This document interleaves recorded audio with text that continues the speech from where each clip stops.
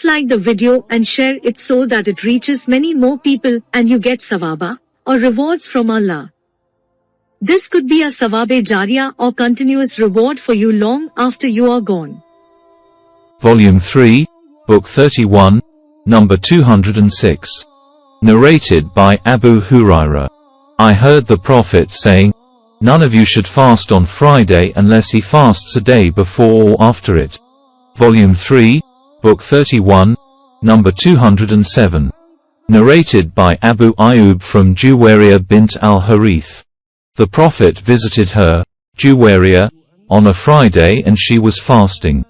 He asked her, "Did you fast yesterday?" She said, "No." He said, "Do you intend to fast tomorrow?" She said, "No." He said, "Then break your fast."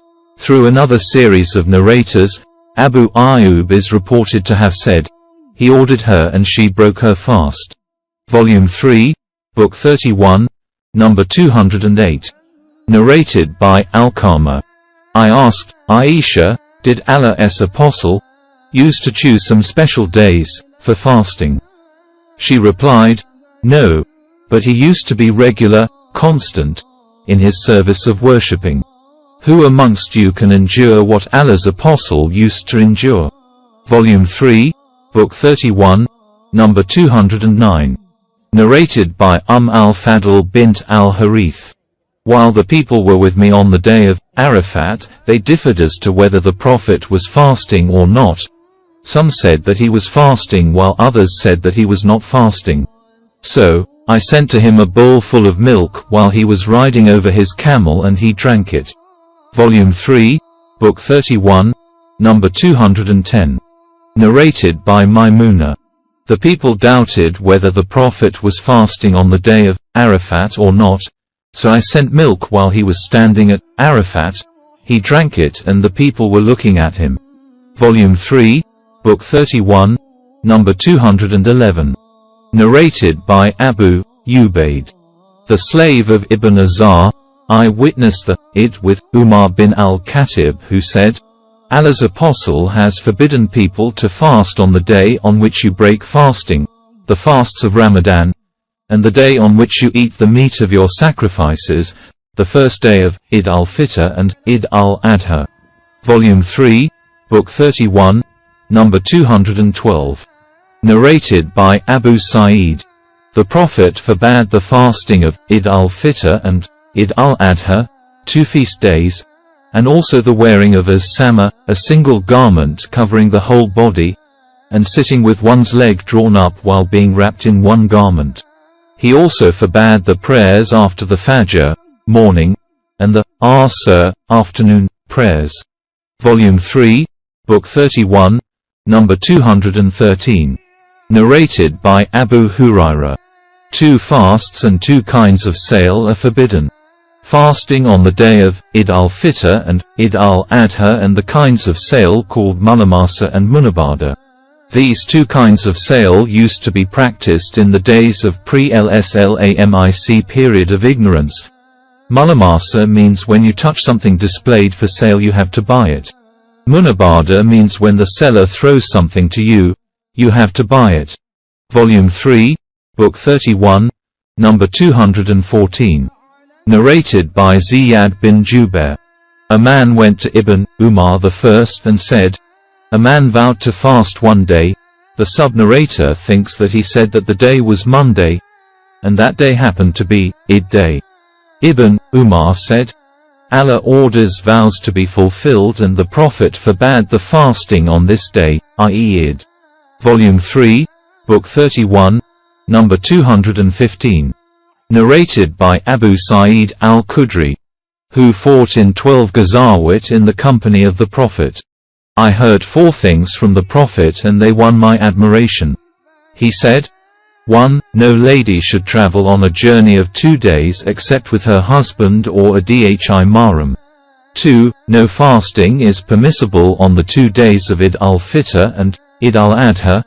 3. No prayer may be offered after the morning compulsory prayer until the sun rises, and no prayer after the Asr prayer till the sun sets.